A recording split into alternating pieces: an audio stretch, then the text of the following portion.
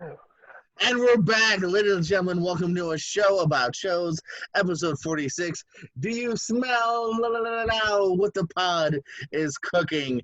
Me, Dutch, and a backdrop are all here. I'm your host, Jordan Chris Owens, along with my main man, as always, my brother from another mother, Dutchy. Dutch, what's up, buddy? I'm just trying to say if we're all smelling the same thing, right? We're all smelling cookies being cooked in the oven. No, I smell smoke. No, no, I'm good. No, I mean, it's happy to be back. It's a good weekend coming up. We're all just so happy. We're all happy that I don't have to do the show with you all by myself again. So I don't know because I don't know where our guest is right now. Oh, okay. Yeah, I was waiting for a real good introduction. I was going to slide in real nicely, but Jordan couldn't figure that out and just thought I meant. I was feeding him before we start filming, not after. I just thought we lost connection. Hey, man, we just got to improvise. Come on. You got to roll with it. I told you I was ready. I thought we lost connection. I didn't know we had a whole fancy intro. Well, let's give you that intro that you so much deserve. Ladies and gentlemen, thank you. From the Emma on the Air podcast that's been running for many years now, my brother from the same mother, John Mega. What up, everybody? There we go. Look at that. Look at you up here. On a show about shows. Don Mega once again. So we had you a few weeks ago. We knew we'd have you back. And once Dutch and I said, hey, let's talk top 10 The Rock movies, I figured you'd be a good guest for this one here, man. You had to phone a friend, and I was ready there to pick it up. Yes, yeah, you smelled that we were cooking. Something that, if you've ever watched the show, you know our two loves are movies, and wrestling. And so that's something all three of us have in common here. Following Dwayne since he first appeared at Survivor Series 1996 at MSG. Wait a minute. Hold on. Dwayne was a wrestler? Yeah, he wrestled a couple times. Oh. Matches. Like from X-Men. He dabbled a little bit. I just thought, they called him the Rock of his hard abs, and stuff like that. I didn't know he had a wrestling background. No, it's Nicolas Cage movie, yeah, The Rock. We got a fun show for you guys. We only got a couple movie reviews tonight. We have several TV reviews from Dutch and Don Mega, and then we're going to talk some rock. We're going to talk some news and notables here, as we always do. And let's kick it off. Dutch, let's start it off, man. Okay, the first film we're going to go for is Bodied, a progressive graduate student finds success and sparks outrage when his internet in battle rap. Oh, interesting battle rap has a thesis subject. I was thinking, what is that? What is that? Becomes a competitive obsession, starring Callum Worthy, Jackie Long, Rory Uphold, Walter Perez, Charlemagne, and Anthony Michael Hall. Wow, where they dig him up? Where they dig him up at? He's still around. He does stuff like this. Like this? What is this? Because I didn't see this. Tell me all about it. It's both an old and new movie all at once. It was a YouTube original from a year or so ago, and it's finally now out on more platforms. Vudu, they're DVDs. If anyone still does those, I do. Don't judge. And so I finally checked it out. I always enjoy the trailer. It's actually produced by Eminem as well here, and I actually really, really kind of like this film here, man. It's directed with a good style here from I forgot his name, but he did a movie called Detention, which was kind of all over the place. But it showed his at least visual flair, and he has that here as well here. Callum, the lead character here, who is really good in American Vandal, and the best part about Nocturnal Animals is also really good here as well here. And it's an interesting, vibrant, kind of different world here. As you see, it's the battle rap community. First, it's just him doing a book report for Anthony Michael Hall, who you find out is his dad, actually. Spoiler alert. Well, yeah, that's a spoiler. You talk about me spoiling. Spoiler alert. It's probably in other premises that it's his dad who kind of, whatever. That's not a big spoiler at all. It's just like the scene, find out at the end of the first scene. Anywho. It was the way you said that. You're like, then you find out he's his dad. And I'm like, oh, spoiler. I guess it might be a small one if you haven't seen. Well, obviously I haven't seen it, but I only found out in the last 5 seconds of the film Whatever. ending. By the way, I'm your dad. First of all, Don, you can speak, but Dutch, you have no reason to speak about spoilers on here because you've given away like characters' fates that happen at the end of the movie. So whatever, dude. Well, you know. You shut. You talk about all your rom-coms here in a moment as I talk about my battle rap movies. Okay. Every time we thought this movie might jump the shark, it recognizes that, and there's some great dialogue here, some good performances by the main character. Jackie Long as well is really good in this as Ben Grimm, his friend turned foe at the end, battle rapper, and yeah, I enjoyed this world. What? Ben Grimm. Yeah, get it? Fantastic Four. Yeah, exactly. The theme is in this movie. He's a big fan of The Rock as well, I hear. So. Sure. Anyway. So off the table. I don't know. All right, we're gonna ignore that for now while we can. But no, I actually really like this thing. I thought it did really well written script here. The battle raps are fun to listen to, and yeah, I'm gonna actually give it 4. I really like this movie. Wow, undiscovered gem of a movie by Jordan there. I haven't heard of this movie at all. So you know, I'm open. I'm open to. I've been waiting for well over a year because I wasn't gonna do YouTube. Well, you know what's funny is I have YouTube, and I've never even thought about. You know, it's one of those things, those peripheral subscriptions that I own because there's a Google Play, and they give you YouTube Red and stuff like that. And if it's on YouTube Red, I can watch it. But I'm just like, Yeah. I've never thought about ever watching anything from them for some reason, except for Cobra Kai, which was actually pretty good. What else we got for me? Here we go. Let's go to your field now. It's called Rich in Love. Rich kid Tato is determined to prove himself to Paula, his love interest. But when he tells her he grew up poor, the lie spins out of control. This stars Daniela Mesquita, Giovanna Lanceliotti, and Jafar Bambaria. I'm glad I had those names that you didn't because I'm probably going to do very good, but I want to. I practiced those just in case. So, yes, I could have said them first time ever. This film is actually a Portuguese romantic comedy, the first one I've ever done, and Netflix has put it out. It's fun. It is just it paints all the colors by numbers. Look at that couple, how they embrace the love and even makes Jordan a part of their story, even if they wanted to or not. But yeah, it is such a different type of film, even though it's all paint by numbers. Again, most of these romantic comedies are. But this one was different because you had to read it all for me, because I don't know Portuguese. But it was fun. It was a clever romp how he basically meets this girl, the only girl, I guess, in the whole country of Brazil, who doesn't know that he is the heir to the tomato fortune. Because almost every other girl that's been in this town knows this person, but her. So he basically takes the form of his friend Igor, and Igor takes his place, Tato, and they both go to the big city, Rio, and take the management team deal. So they switch off. It's almost like The Parent Trap, but for love. But yeah, it was. But I enjoyed every minute of this. And I give it a 4, 4 snowflakes.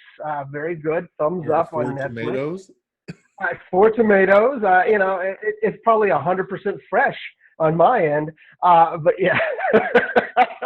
But no, I enjoyed this a lot. The chemistry between the two leads, it's all there.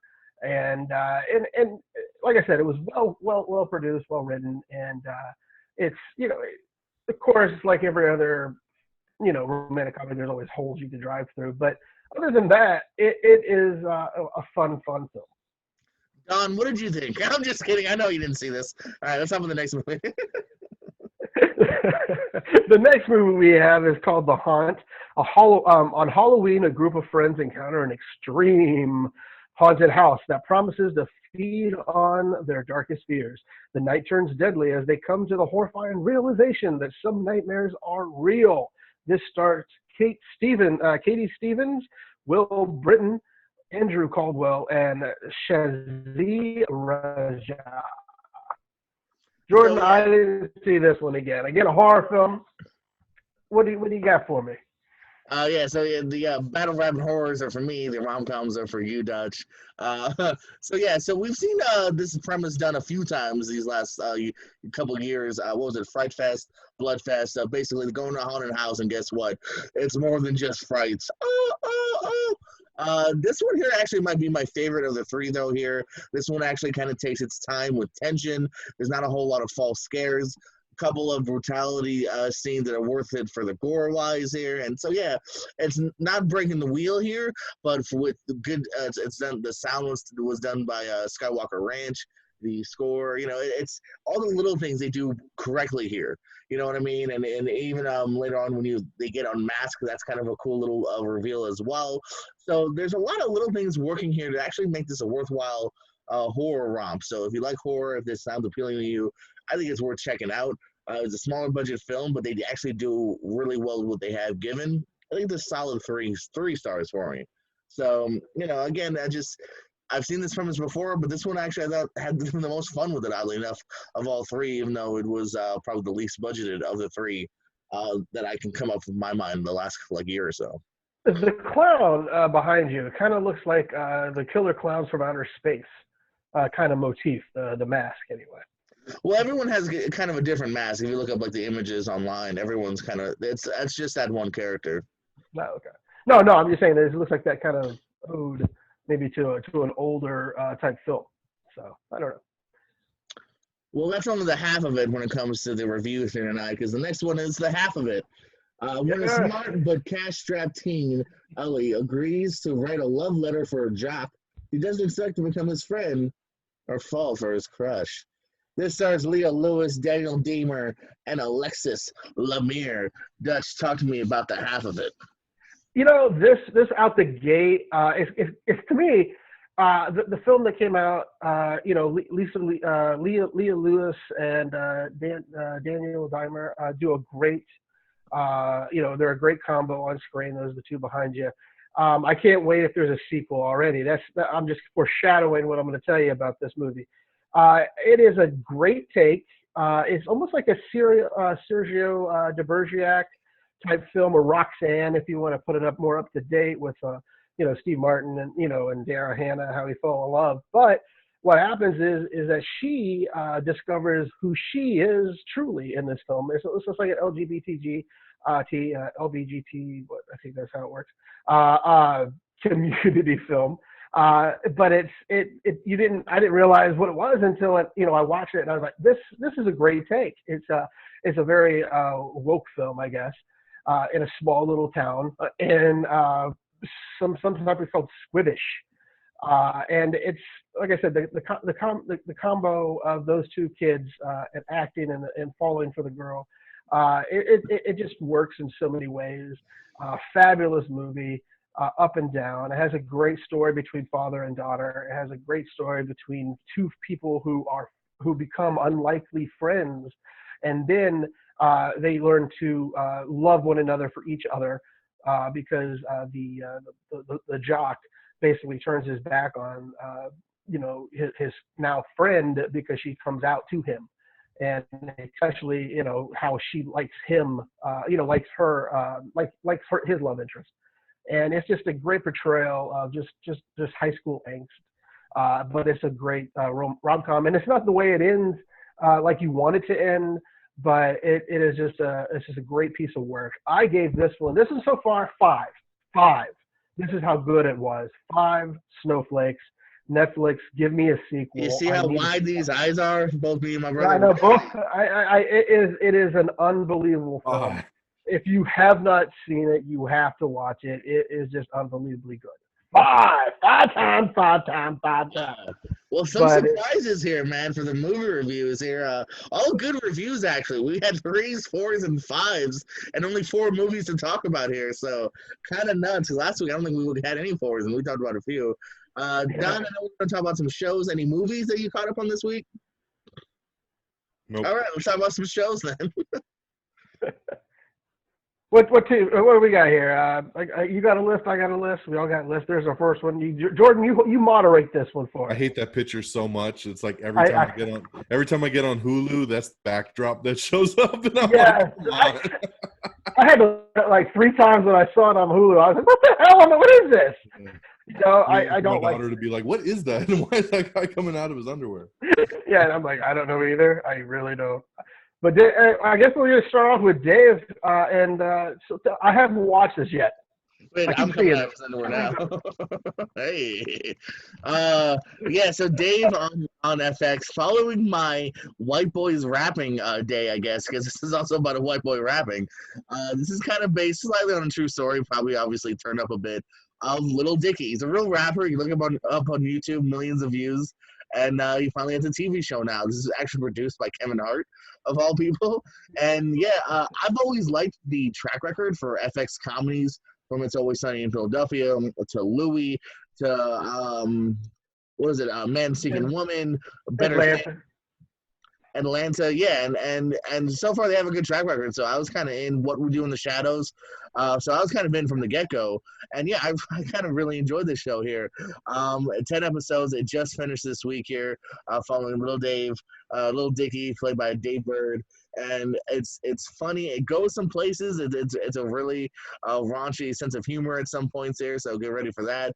My only complaint is kind of similar to Atlanta, is that there's episodes where you segue from the main story and you go off into side characters. Not that that's a bad thing, but there was times where I was wanting more of the main story, and I felt like they set up a lot of things here, and it's never quite that bugs me when focused. shows do that shit. Yeah, that was the problem with Atlanta season 2, and it's a weird problem because like the episodes where it's just Lakeith or it's just Brian Tyree are actually really good episodes, but I wanted more of the focus of the story, and instead of being like, Yeah, that was his adventure. That was one of my big problems with Titans season 1 on the DC universe. It was like you'd have like 3-4 episodes in a row, and you're like, all right, here we go, the story's getting great, and then the next episode's a total spin-off like 5 years earlier, and it's like a side character, and you're like, I just want to see where the story's going. Like, not that the episodes are bad, like you said, it just feels out of place. You're just like, oh no, like I waited a whole week to see the continuation of that story you're building up to, and then you just take me on this whole side plot for no reason. And the Dove story. Definitely, and you feel it here too, because this is one that I didn't binge. I watched it weekly to weekly, once a week. So when you're doing the whole, we get the record contract, and then all of a sudden it's just about his, beat guy, and, or it's just about his hype man and how his origin story. It's like, oh shit, I wanted to know what happened with his girlfriend and the record deal. Like, now we're back next week. Now I got to wait 2 weeks to figure out that. So yeah, that's the only kind of thing, is that it's good and bad. Maybe if I just binged it, I probably wouldn't have minded as much. But when you're like, what's gonna happen? This week we're looking at this guy now. Yeah, it throws you off a little bit, but it doesn't harm the quality if you're just looking at the quality of it. So yeah, I really dug it. I thought it was good. It's something I want to check out. I haven't had a chance to yet. You see it on Hulu, man. Click that picture. I think I'll like it. I just keep seeing the picture, and I'm like, I just don't know yet. It's horrible. And check out his rap videos, man. He's got some funny rap videos, man. So check those out. Is this the same guy you let me see with Chris? What is it, Chris? Oh yeah, Freaky Friday with Chris Brown. Yeah, which you like? Yeah. Okay. Then I guess what's the next show we're gonna go with here? We're gonna go with Normal People. Normal People on Hulu just started. Again, I don't know if this is gonna be your guys' cup of tea, because if you see the picture behind him, it's a romance. I'm out. It's about it's set in Ireland, and it's done by a whole Irish cast. And it's, to me, I just started it. They drop them all at once now, but I just started the pilot yesterday or the day before, and it's just an unbelievable show so far. It's darkly funny. It has it's basically about forbidden love of the social class of all things. And so as you go through, you'll find it starts off when they're in high school, and it moves on through their life, and about love and regrets and things like that. So I don't know. So far it seems good. It has got me with the first episode, so it can't go that downhill from there for me, because it just looks so good, just on the premise alone, as everyone knows. But this is like the wheel. But it's, like I said, it's a great, so far, predictor of how I'm going to enjoy this show. But yeah, if you haven't seen it yet, just take a gander at it. You may not fall in love with it, But it to me is well worth a watch right now on Hulu. It just started, I think Tuesday. Yeah. So, it should be a fun ride. I didn't know we What else did we got there, reviews. George? I didn't know we did reviews of pilots. Good to know. Well, the whole thing. I'm just giving you things that I've been watching on television. Anything Oh, that's I didn't know that's what we were doing. All right. it's 6 and 1, 6 and 1, but they're all new, so it's always fun. I love it. All right. Well, never have I ever seen an episode of Never Have I Ever. You haven't seen any episodes yet of Mindy Kaling's greatest new high school show? It really is pretty good. I've only seen the first two. That was my pilot. But so far I am hooked. It's about basically the top. I can't remember her name. I can't remember names to save my life right now. But the top right girl is well, it's not. Her name isn't Mindy, but it's a story based on Mindy Kaling and how she goes through life and her two friends. And basically, she feels like she's an outcast after her father's passed. And it's just her picking up the pieces from that. It happens right away, so there's nothing you could ruin on that one, my friend. But it was very surprising when she comes back to life. No, there's no supernaturalness. Wait, now we're in. Yeah. Back to life. Sweet, I'm in now. But no, it is probably the best, I think, so far, original high school series that Netflix has put out. I've watched so many on this show. I've watched so many of these type of shows, but to me, this is a fresh idea. And plus, seeing a different sect, per se, of a whole different place. I'm always watching like Kim's Convenience on Netflix as well, where you get to know a different culture, we'll say. Here I'm learning about the Indian culture through this young girl's eyes, even though, it's not based on that. You just learn about what her mother believes and her cousin. But it's almost like Kim's Convenience, where you're learning about a Korean family. You're learning a little bit about this. And, to me, so far it's gripped me. I can't wait to start another episode after this episode is over. But, yeah, I will be watching more of that tonight. And then along with normal people. But this is on Netflix. Take a look at it. It's good for everybody. I think it's a good thing. If you have teenagers, let them watch it. It'll be fun. I don't have any teenagers that I know of. Coming up next, here's a show I haven't seen, but I actually am interested in. It's called Upload. Now, Don, have you seen Upload yet? I have not. This is on my queue. I'm starting it tonight, so I'm super excited. This is my whole evening planned is to get through that. This is one of those shows that I saw the trailer a couple months ago and was like, I'm down. Like, this seems right up my alley. Yeah, same. I like Robbie Amell. Just super, super stoked. Saw it launch yesterday, and I'm ready. I'm ready to go tonight. I uploaded it immediately last night to my brain, and it was unbelievably. I've only seen the first episode because it was late when I started this. Because I was like looking around, I was like, "What is this?" I've not seen any previews.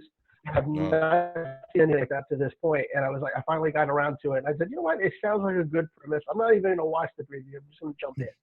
I jumped in, and wow, it is this has a lot of different pieces of good shows.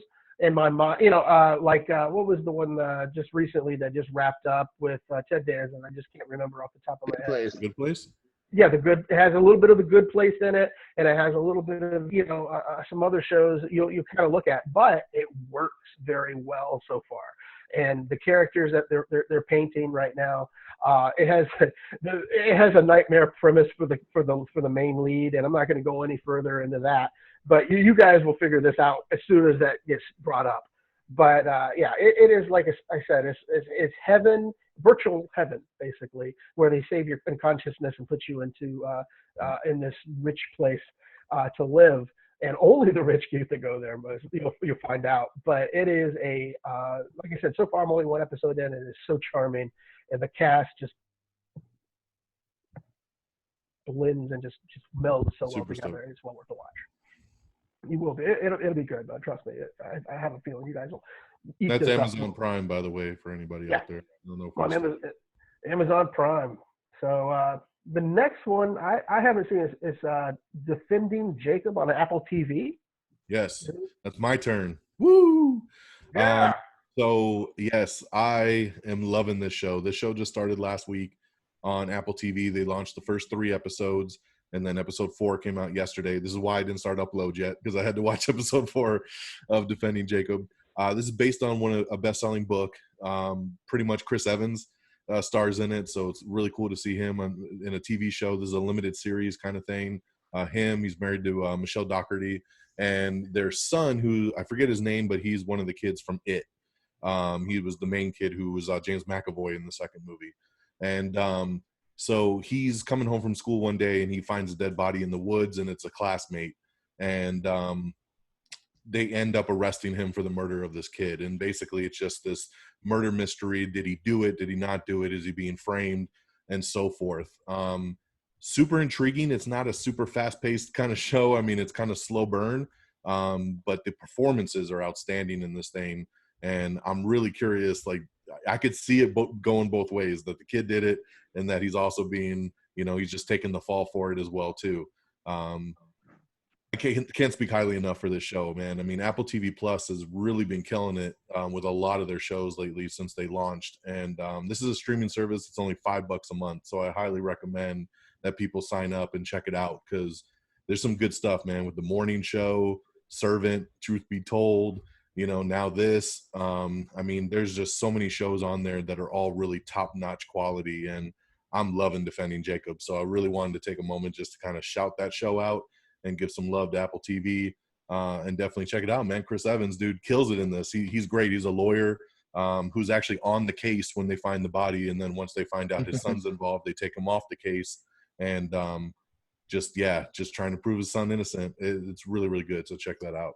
Yeah, I just saw the preview, I think, the other day. I just stumbled across it, and I didn't even know it's been out for about a couple of weeks now. But this is the second week. Oh, the second week. So it's been out 2 weeks. So I didn't even know it was even out yet, because I just flipping through something about Chris Evans or something. I just flipping through some stuff that he was working on. And I saw the show. I was like, okay, let me look at it. But yeah, it does look good. I'm not a subscriber yet of the Apple TV. I just want them to put more stuff out there and make it more of a, unfortunately, it's like DC Universe. I subscribe to that, but I don't know why at this point, because there's not enough filler. Right. But this, I'm just waiting for some fillers. It's only $5, man. Come on, it's a cup of coffee. Yeah, I know. I don't drink coffee.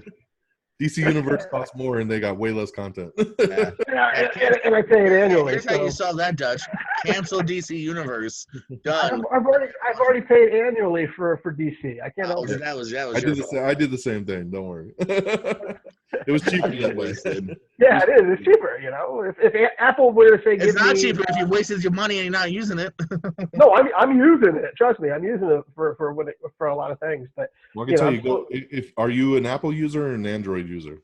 I'm an Android. Yeah. Okay, so I am too. But if you were an Apple person, I'd say go upgrade your phone, because you get a free year of Apple TV when you upgrade your phone or iPad. So yeah, but I'm a Droid all the way, unfortunately. But yeah, that's why I got the Pixel.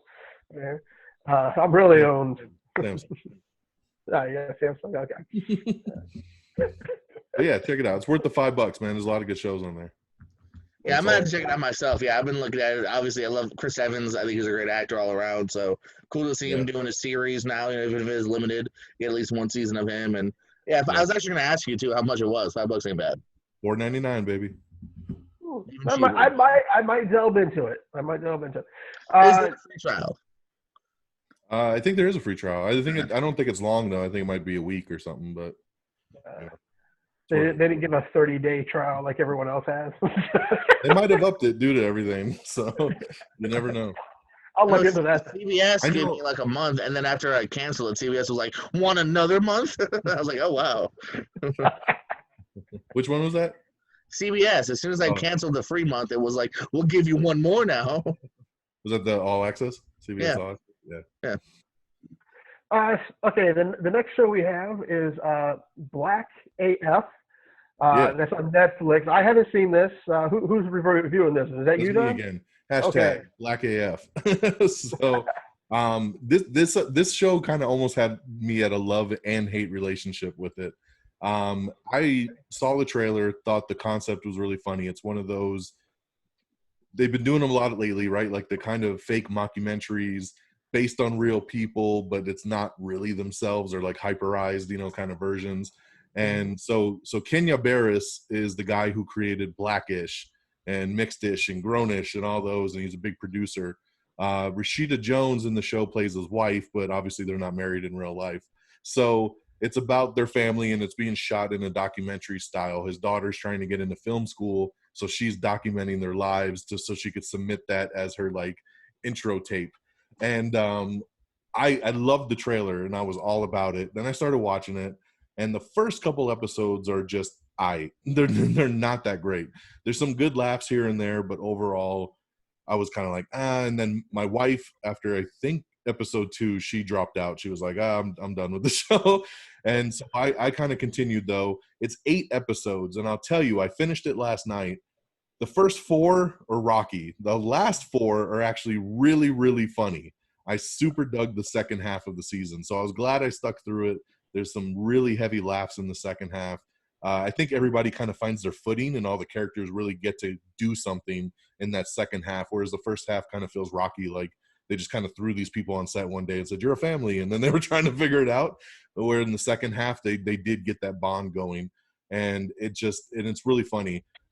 In a way, it's almost like Blackish, but like turned up for Netflix style, so you can have cussing, and you can push the limits a little bit more. It's got a lot of those kind of same themes and elements.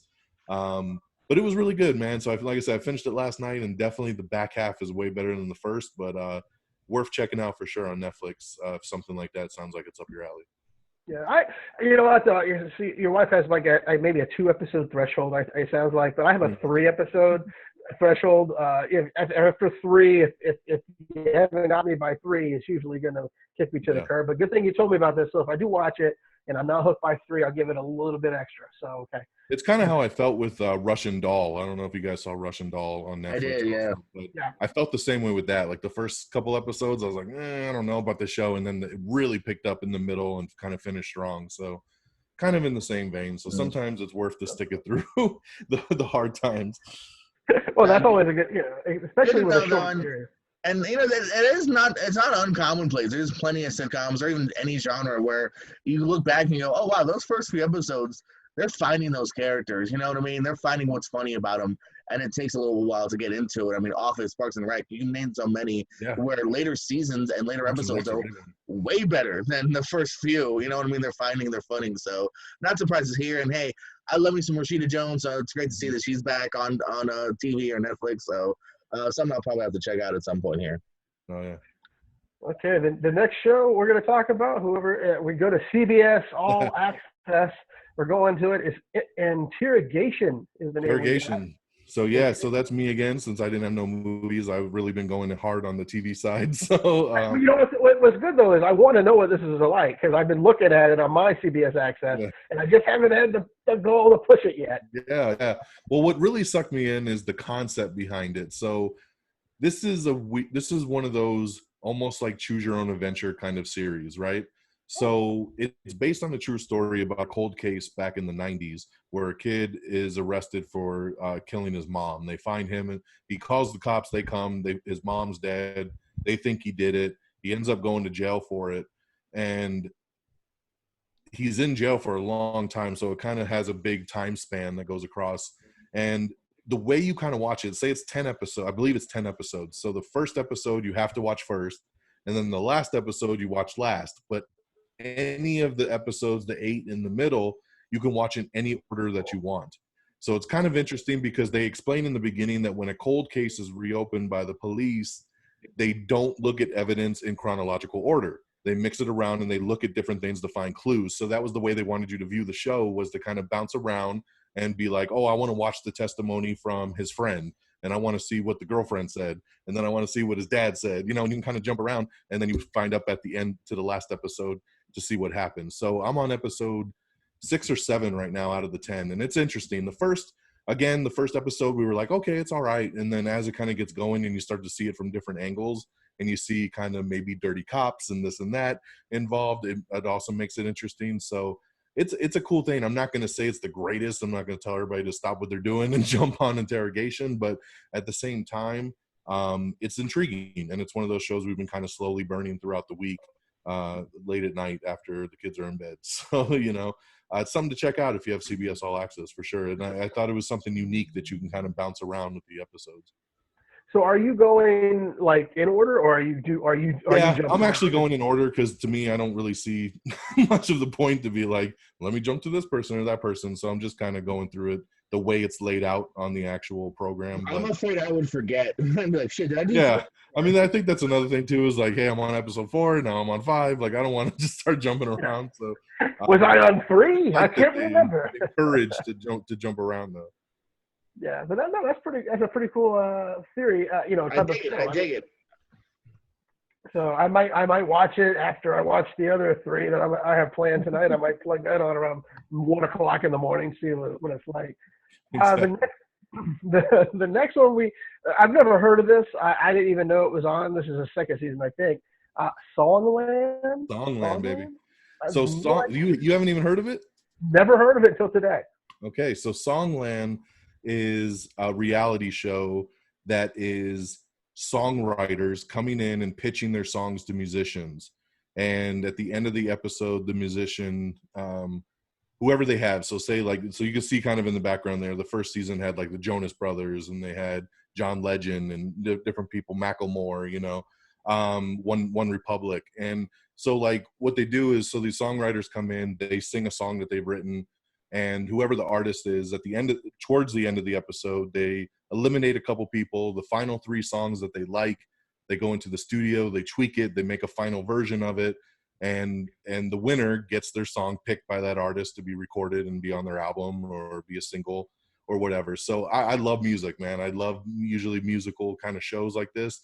And this show is super intriguing to me, even regardless of who the artist is, just because I like to see the craft. I mean, the judges right on the show, like when a person comes in and pitches their song and sings it, they'll pull out a piano and they'll just be like, why don't we try this? And then this guy's like, why don't we try this beat? And they're like, why don't we twitch up this words? And, and they do things on the fly. And it's so really cool to see how these musicians' minds work, that they can just tweak a song like on the spot like that. And they're like, yeah, I can hear a hit this way. And maybe if we took this out and we put this in instead. And I like seeing the development of a song like that. This is a very unique show that we've never really seen, songs and music kind of come together like this on TV. There's 1,000 singing competition shows, but that's not what this is. This is to get your song picked to become, a song like Aloe Black, who's the dude right next to Jordan's head, like his song on the show was actually, no, that's Will.i.am, the other way. There you go. And his song got to be like the song that played during the credits in like Hobbs and Shaw, and that came from Songland, so that whole episode was based on, hey, the winning song is going to be in the credits of Hobbs and Shaw, so there was different segments and themes that they did with, and it's just a super unique show. And season 2 just started, so that's why I was on top of my head when we were talking about what shows to discuss on here. And for anybody that's into music and development of music and stuff like that, like I said, to me, it like doesn't even really matter what artist it is. Sometimes the episode's cooler if it's somebody you're really into, but it's just cool to see music developed in general. And that's why I dig this show. It's on NBC. So, and obviously it streams the next day on Hulu as well. So check out Songland. Yeah, but I gotta say, I'm sorry, what? No, go ahead. No, I'll plead a little ignorance. I'd heard of it, but I actually kind of thought it was unfortunately just another competition show, so I pretty much ignored it for the most part. But cool to hear that I actually really dig the way you put it, the way that they come up with the songs, and and yeah, that actually sounds quite unique. Actually, I'm actually interested now from a thing I had no interest of a minute ago. Yeah. Yeah, and I have to agree. I've never heard of it till today. I just looked at it briefly and said, another singing voice thing. What's NBC, you're crazy. But yeah, the way you put this, it does make me actually more interested into it now. So I will look at it. I'll put it on my Hulu, and I'll just, even if I don't get to it right away, it's like, I don't know if anybody got the Lego Masters amongst us. No, not yet. but yeah, give it a chance. You'll fall in love with that. My daughter wants to see it, so eventually. Yeah, it's well worth the watch on that one. But yeah, I this one is interesting because I do like the way music is made. I like how the way it sounds like is, they have this lyric and they said, let's move this over here, maybe this bar. Yeah. Instead of this range, let's sing it this range or something like that. Or it's just too upbeat or it's too repetitive. So let's slow this part down and let's, instead of I love you so many times, let's maybe mix it to something different, and it's just really cool. You can just see these people are super talented, man, when they have it. So like it's 3 judges and then the artist, and then each judge is one that gets to produce one of the tracks. So remember, the artist gets to pick which 3 songs they want to proceed. So they give 1 song to each judge, and they go in the studio and they work with their producers, and they work with the producers to tweak it and update it. And then they come back and they sing the final version for the artist. And then the artist picks the song that they want to record. And they'll usually always end the episode playing what the artist's version sounds like. So you can kind of even see what their final version of it comes out to. So pretty cool. That is pretty cool. I like that sound. The next one we have, again, with music, which I'm gonna join you in on this one, because I saw the first episode. I finally got around to looking at it because I saw it on the list. Yes. It's called Zoe's Extraordinary Playlist. It's on NBC. It's on its first season this year, and it took a long time to get to, I think, season number 3, I think, episode this year for some reason, because I kept looking. I was like, 1 episode. I don't really want to start until I can get more episodes. They took a big gap between episode 1 and 2. That's what it was. Like episode 1 aired, and then it wasn't on for like a month after that. Yeah, that's what I was like. Did they cancel it? Yeah, it was very weird. But then now it's on Sundays. I believe tomorrow night's episode is the season 1 finale. And yeah, it's another one musical. My wife's super into musicals, and like, so we started checking it out. I was like, I don't know, man, it's gonna be kind of cheesy, but like, I don't know, man, there's something that really works in this show. Like, the characters are super likable. It always, when the episode airs and ends, I always feel like happier for some reason. Like, I feel like it really translates like across the screen. And so the main character, Jane Levy, right? So she I forget what even happens in the first episode. Hits her head or whatever the case may be. She's having headaches, and so her mom, played by Mary Steenburgen, tells her to go into get a CAT scan or something. Go get it checked out. So she gets an MRI. Then an earthquake happens, because I watched the pilot today, which was pretty good. And so basically she gets what I guess what happened is they were playing music, and it just all of a sudden just gets echoed through the MRI machine into her brain. It's like a synapse, bam, So she almost gets like this like superpower somewhat of hearing people's emotions through song. And so she's like living a Broadway show. Yeah, I mean, but it's funny because she's the only one that sees and hears these songs, but like people are breaking out into like full dance and everything, singing these songs, and no one else realizes it around her, and she's the only one that hears it. But you can tell by what song they're singing is how the person feels deep down inside. So if they're sad, they're singing like that, a slow love song or whatever. But then when the dude that she likes is around, then it's, I want you to want me, or like, and then it's like, the tweaks and stuff. And then the dude from Pitch Perfect, Skylar Astin, he's awesome in this. And then like, he likes her. So like, she hears him start singing about, her crush and everything. And she's like, what? So they're real good friends. And then she finds out he has feelings for her because of the song he sings. And it's just such a unique show. And it's just a very lighthearted show. And there's a lot of cool emotional elements in it. And I mean, it's definitely cheesy at times, like just when people just break out into these song and dances, but it's so cool the way it plays out and the way that it connects the storyline together. And it's just unlike anything on TV right now. So I wanted to kind of shout that out as kind of a pleasant surprise of the new seasons that have started lately.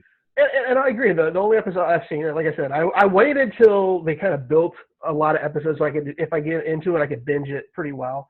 But it's a pretty good show. I think I'm happy that Peter Gallagher has a job. And he doesn't do much in this, but he's there. He's getting some money, and he's hoping this lasts forever.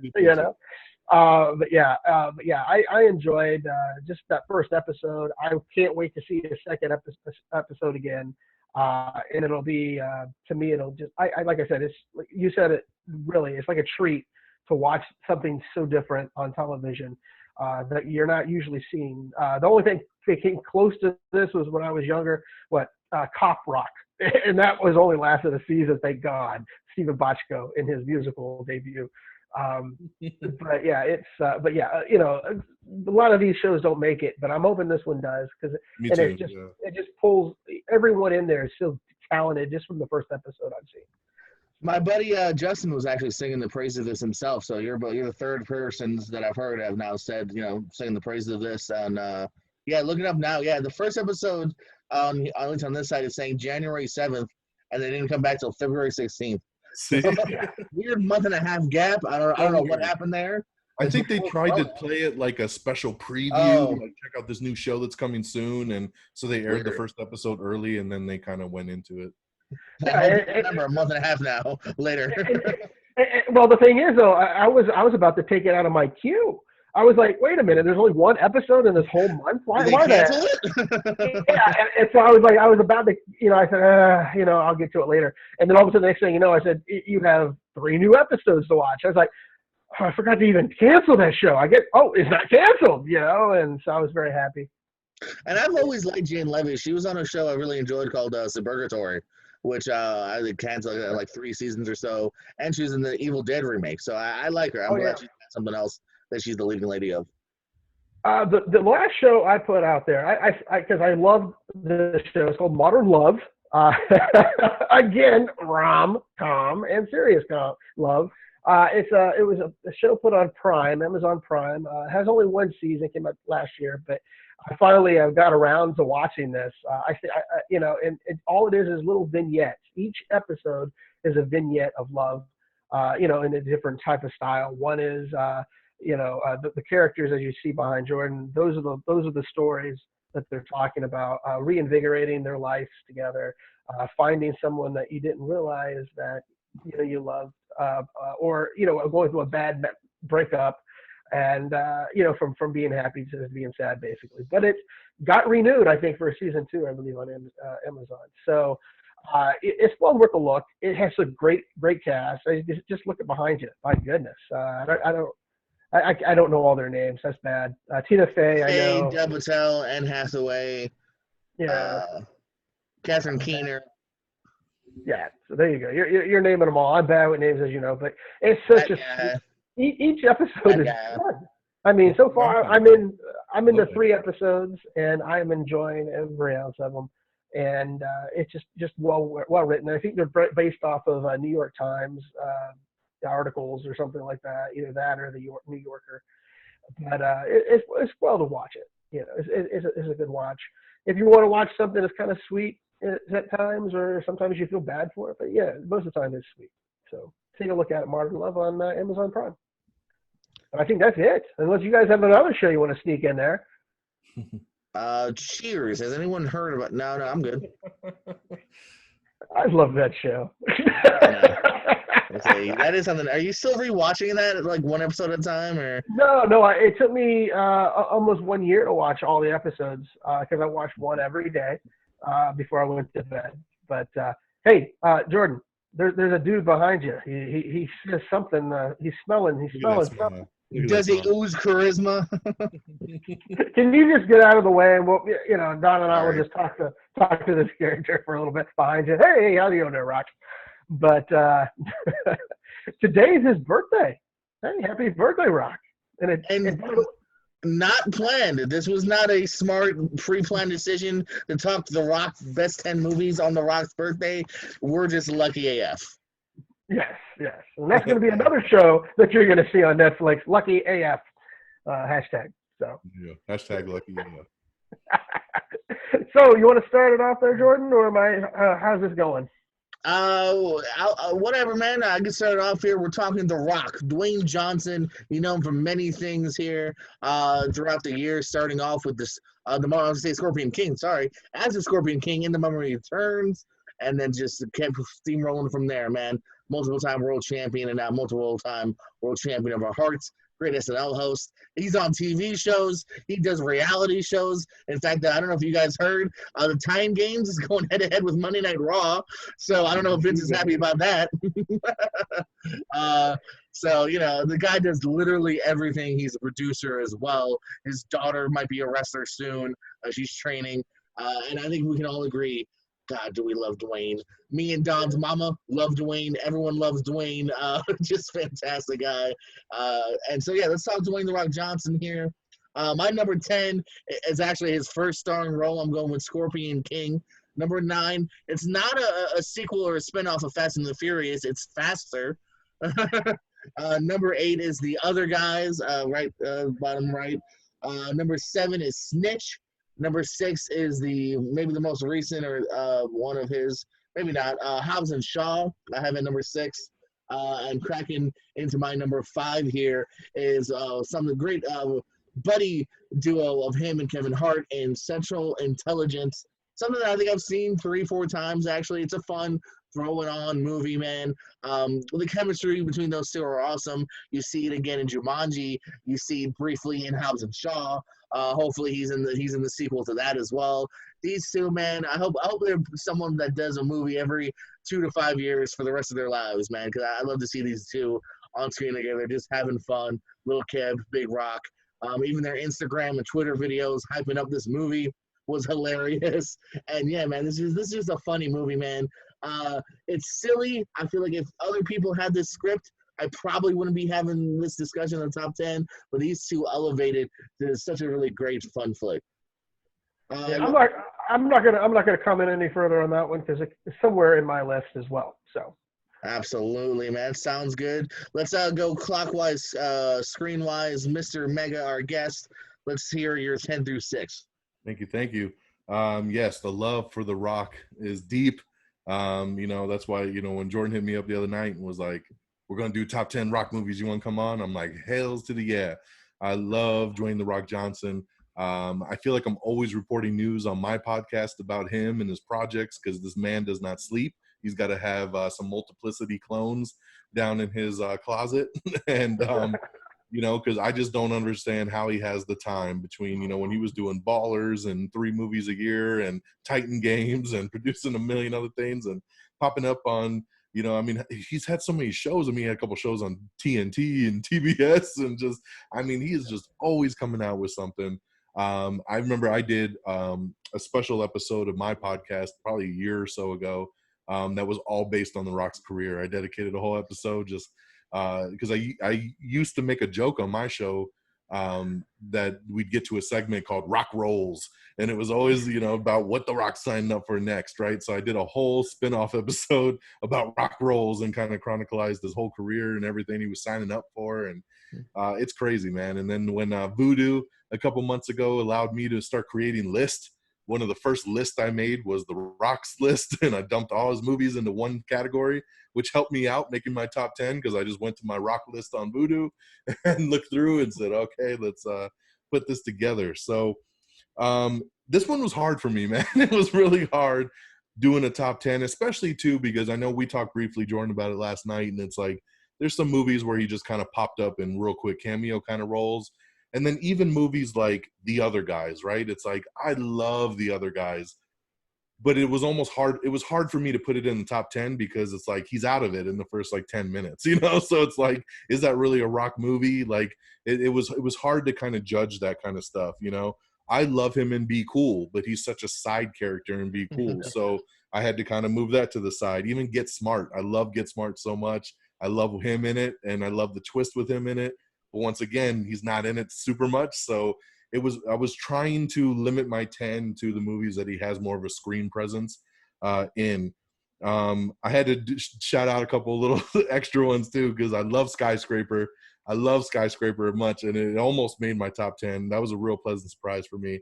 And the Game Plan always sticks out for me just because I have a little girl, and I love the relationship between him and his daughter and how he starts to kind of get into her life. So little outside ones there, but getting into the 10, number 10 is Rampage for me. I love Rampage, just big action, summer blockbuster, blow them up.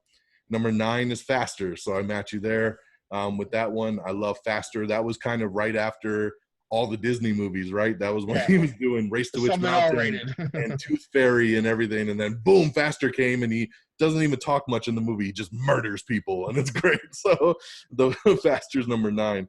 Number 8 for me is San Andreas. I love just destruction, and that's what this one is, man. I love disaster movies, and that one's biggest earthquake ever, and he's great in it. Number 7 is Jumanji: The Next Level. I love the second Jumanji movie. I love just his performance, doing Danny DeVito, doing everything. It's great, and it's a real fun movie. So that's number 7 for me. And then number 6 is pretty much the main first one out of sight of the Scorpion King and the Mummy series is The Rundown. So The Rundown for me comes in at number 6 with him and Sean William Scott, a real funny, great action movie.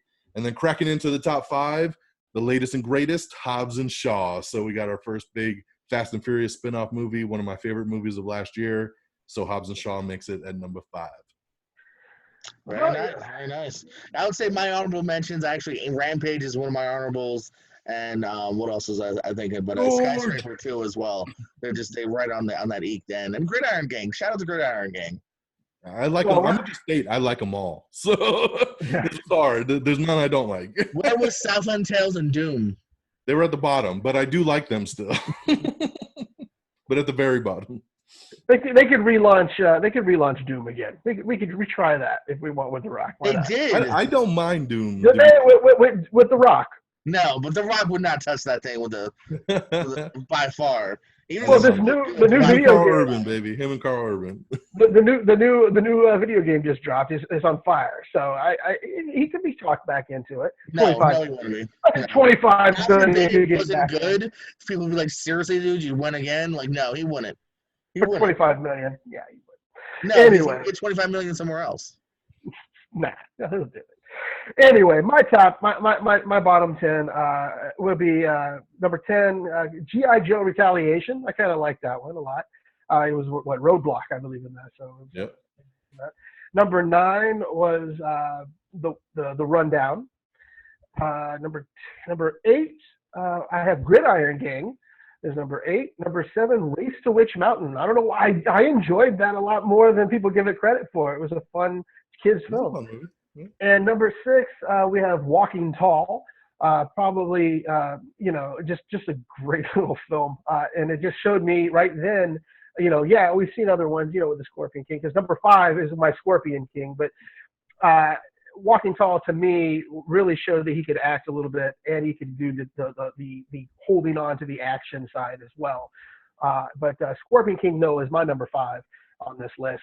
I enjoyed that one. I still like to watch it on to this day. It makes me laugh, and it's just everything you want. It gives you everything that The Rock can almost deliver. Action, a little bit of passion, and some comedy on top. So it's just perfect. It's just a perfect blend movie. And his first leading role, Michael Clark Duncan. Yeah, absolutely. Yeah. I think it's the only one you had that I think I had. You named a bunch of stuff I didn't have, which shows you the power of The Rock. My number 4, I grouped these in together a little bit because I didn't want to have both on the list. I want to talk more about them. Is the Jumanji movies? Cheater! You can't group them.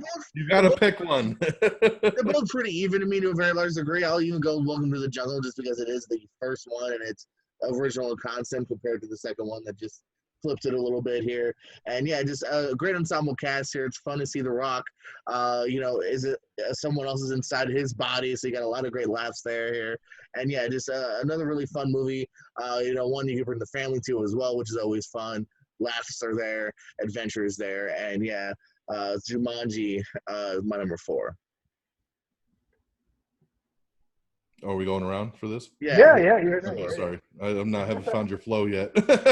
So, number 4 for me, Jordan had it on his already, which is Central Intelligence. Love this movie. One of the best. Just so funny. I can pop this thing on any time of the week and just sit and chill and watch it. It's so funny. The chemistry between the two, him and Kevin Hart, is outstanding. Great action, great comedy. Just a fun movie. My number 4 is Moana. Yes, Rock singing in Moana. But yeah, I enjoyed the character that he played, and it was a great tribute to his own heritage as well. And I don't know. I find that character, out of all the other Disney characters they've created over the years, kind of probably the funnest that can be. About, especially, I like the little routine about talking about how how Moana's a princess. And he goes, no, and he goes, well, look at you. You got this, and you got your little pet. You're basically describing everything about how she is a princess. And she's like, no, I'm not. And then he just points all this out. It's just a fun little romp. of a movie, but it's well worth it there. So that's why it's number 4. It's I'm pretty much right there with you because it's my number 3. My number 3 is Moana here, man. Again, you can just The Rock is so lovable even when it's just his voice here. It oozes through the screen here, and he's such a fun, great character there. Here, the songs are fun. You're welcome, of course. You're And welcome. he still The Rock still sings to this day on Instagram and whatnot. And yeah, it's beautiful looking film. It's another one that holds up and is a great rewatch. If you have even youngsters now that are just now getting into movies, play that for them. They'll absolutely fall in love with it. And yeah, Moana is a really tight film. That's my number 3. Don Mega, what's your Trace? I was gonna say Dose. I'm bad with numbers. I gotta say on the tip of Moana, like that, it is a great movie. It was one of the first movies I remember taking my daughter to see in the theater. We watched it multiple times in the theater. I think we saw it 3 or 4 times. We listened to that soundtrack every morning going to daycare. She had the big toy, didn't she too? Oh yeah, we had all the toys. I mean, it was all about Moana. She's kind of grown out of it a little bit in the last couple of years, but it definitely holds that kind of soft place in my heart. I didn't place it in the top 10 though because I just have one of those quirky kind of things when we do countdown lists that I can't count animated. So I always take it out. My sequel thing, if you don't mind. It's got to be live action. I'm sorry, it's got to be live action performance, not just voices. And but a great movie, and I wanted to show it some love as it is. That's just my thing. So going into number 3 for me, Fast and Furious 6. So this for me, I just love him in this franchise. This is another one where it got kind of cloudy for me trying to rank his movies. Once again, feeling like it's him. So I even took out some of the other Fast and Furious ones where maybe he's not as prominent. But I landed here with 6 at number 3. This is the only Furious movie that I have in my and this is number 3. It's the Fast and Furious Presents Hobbs and Shaw, because to me this is the one that really just showed me more of The Rock. And and I just loved it. I just love this film. I can't wait for the next one to come out. I know they want to make one pretty soon. Hopefully it won't. This virus thing just goes away, so we can start getting some production going. And The Rock can make 6 movies this year.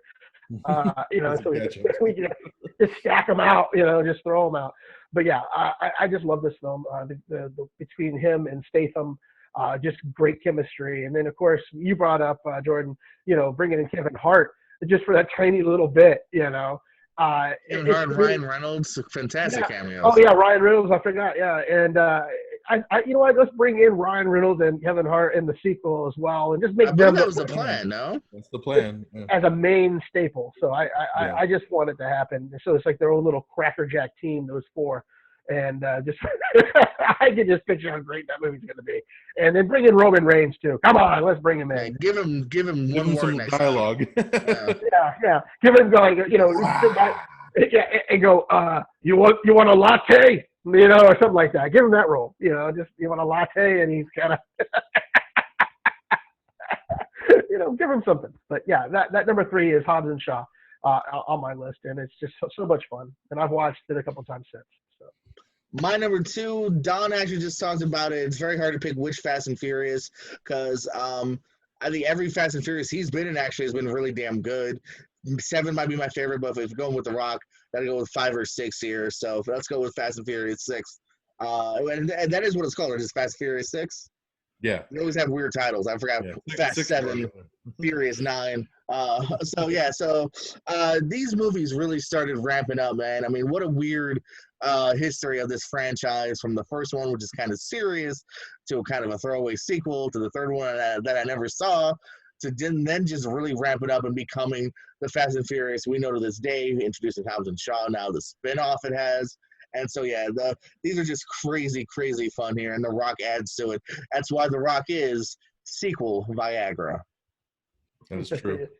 That leads me perfectly into my number 2, which sticks with the Fast and Furious franchise. I have Fast 5 at number 2. So Fast 5 is where we met Hobbs. That is where he came into play. This is him hunting Vin and the crew all over Brazil. This is Brazil. And I love Fast 5. It's my favorite movie of the whole Fast franchise. And just Hobbs and Vin just going at it in this movie before, they became friends and all the other sequels. This was just a true badass, like him and his team tracking down Vin and his team. And just this movie's so fantastic, and I love this character so much. So Fast Five is where it all comes together for me at number 2. Number 2 for me, Jumanji, Welcome to the Jungle. It's I enjoyed that one. That's the first of the 2 series so far. I think it's going to be a trilogy. I think they mapped out. Correct? Is that not what I heard? Yeah. So it's I can't wait for that to wrap it up. But the first one brought me in. I love the idea of a video game pulling them in instead of a board game.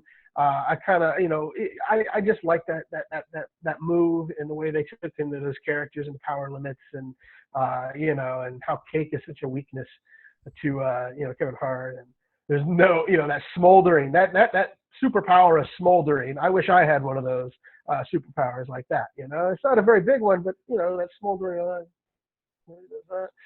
But number 2, Jumanji: Welcome to the Jungle is my number 2. And what do you got for your big number 1 there, Jordan? All right, guys, this is the moment here now where we're all 3 of us discussing number 1, The Rock movie. My number 1, now you both have talked about it, and in my opinion, you guys had it too low because it's near and dear to my heart, and that's The Rundown. This was the real movie where I thought it balanced comedy, action, again, a great eclectic cast. You got Christopher Walken's in it. Come on. Sean William Scott is never more awesome than this movie. And The Rock is just funny. From the beginning scene in the nightclub to the stuff where they're hanging on the ropes to just this was the one, too, where people still to this day are saying, where's the sequel to The Rundown? We want it. And also, too, fun fact, this was originally called Welcome to the Jungle. Just throw that in there as well. And, yeah, I love The Rundown, man. This movie has never left my conscience. I think, you even have the passing of the torch in the nightclub where Arnold Schwarzenegger looks at him and goes, like, have fun, I believe he says. And that's great. So I think The Rundown is the perfect blend of, man, you have your thrills and you got a cast and you have some laughs as well. That's my number 1. Don, what do you got for your number 1, and why is it Tooth Fairy? Right. So the Tooth Fairy, I mean, it was just so heartwarming. I mean, him being able to put a tutu on and wings and, just find himself to, take on this role. How could it not be number 1? So, but no, seriously. So this is a movie that no one has mentioned yet. So I love it. So it's probably going to be only me, and I dig it. So let's get it. Number 1, baby, is Pain and Gain. So Pain and Gain is him, Mark Wahlberg, directed by Michael Bay, just fantastic. I think, honestly, this is the best role that The Rock has ever played. This was such a turning point for him. The way that he got to play this character, being a drug addict, being a bully, just all the bases that he covered in this. And the movie's just insane. It's batshit crazy, and I just love the F out of it. So, and to me, it has his best line of dialogue of all films, which is, Jesus Christ has blessed me himself with many of gifts, and one of them is the ability to knock someone the fuck out. that is the greatest line of dialogue ever in a movie. Pain and Gain, number 1, baby. I think I had that on my Michael Bay list. I think we did a Michael Bay, didn't we not? List. Yeah, you made me. Films. I think Pain and Gain. You did a Michael Bay list? Yeah, we did a Michael Bay list. But I did. But come on, Jordan. Why would you even have to do this? Like, this is rude, and you need to take it off the screen right now.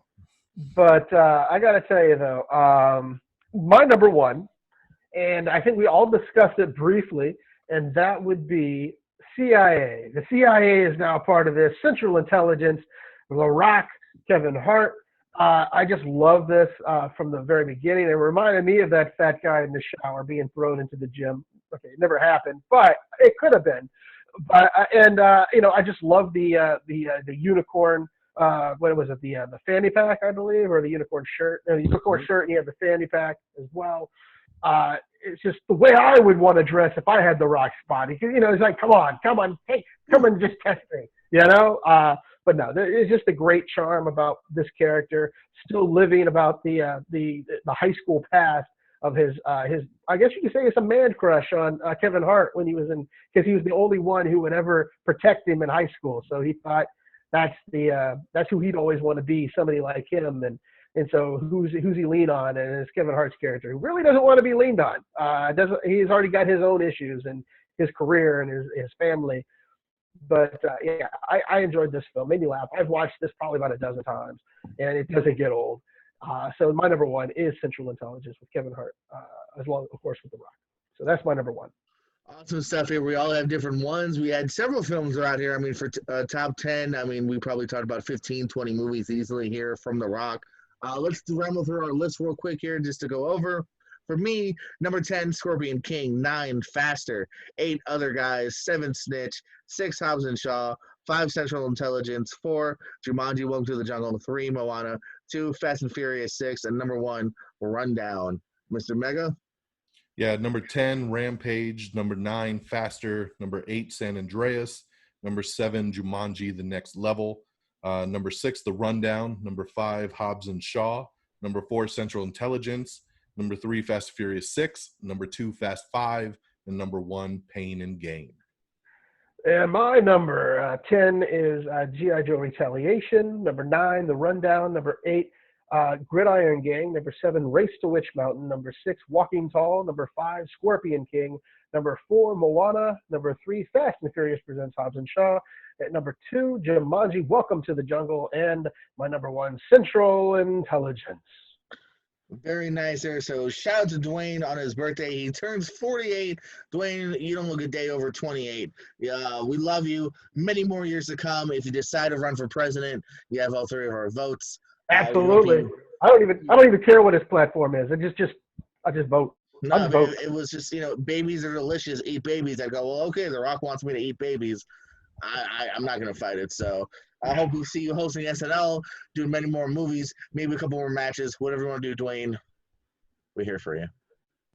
Amen.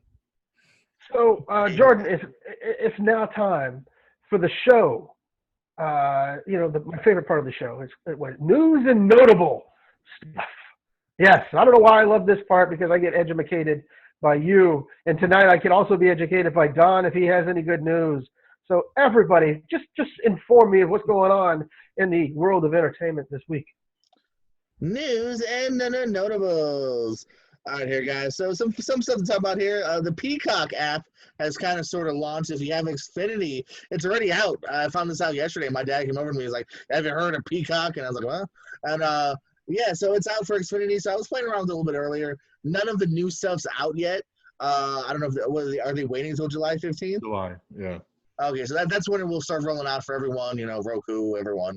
So right now, the rest is out there, though. So if you're looking for reruns of King of Queens and Frasier, That's and the first thing I watched was King of Queens. I swear to God, me too. I saw you checked in on it, and I was going to say, you're watching on Peacock, aren't you? Because it seemed too coincidental. They have all 2 seasons on Peacock. Brand new app. We decided to watch something we both have probably seen 100 times. Exactly. Good old Kevin James. God, I love King of Queens. So yeah, I mean it's fine right now. Like I said, I mean I don't know other movies. There's a lot of good classic movies if you're looking for like E.T. and I'm trying to think what else I saw on there. 21 Grams. That's such a weird comparison, but so it's interesting if you have Xfinity. It's completely for free. There is commercials though. It's like Hulu. They want $5 if you want no commercials. But if you're fine, huh? I gave it to him. Did you really? I'm tempted. I'm so jaded. I just hate commercials, man. I can't do it anymore. That's why I pay the extra on Hulu. I pay the extra on Hulu because I don't like commercials. Dear God, get me away from them. I'll admit, I used to fight down on that because I would be like, dude, I'm not going to spend extra. Hulu's cheaper. And then I got that free trial without commercials once, and I was like, oh yeah, I'm going back. And then I got DVR, and I was like, oh yeah, I hate watching TV with Dad because he doesn't. I always just watch normal still. I'm like, no, dude, demand. You can skip it. What are you doing? 8 minutes of your life.